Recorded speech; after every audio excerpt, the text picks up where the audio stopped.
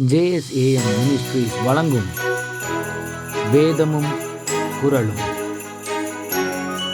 இன்றைய வேதவசனம், உதார குணமுள்ள ஆத்துமா செழிக்கும். எவன் தண்ணீர் பாய்ச்சுகிறானோ அவனுக்கு தண்ணீர் பாய்ச்சப்படும்.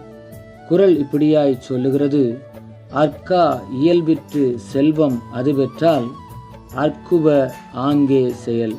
இதனுடைய விளக்கம் என்னவெனில், நம்மை வந்தடையும் செல்வம் நிலையற்றது என்பதை உணர்ந்து அதை கொண்டு அப்பொழுதே நிலையான நற்செயல்களில் ஈடுபட வேண்டும். வேதவசனம் இப்படியாய் சொல்லுகிறது, தானியத்தை கட்டி வைக்கிறவனை ஜனங்கள் சபிப்பார்கள், விற்கிறவனுடைய தலையின் மேல் ஆசீர்வாதம் தங்கும்.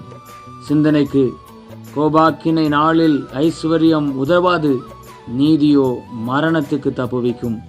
ஜெபிப்போம். இரக்கமுள்ள பிதாவே, இந்த நாளுக்காக உமக்கு நன்றி.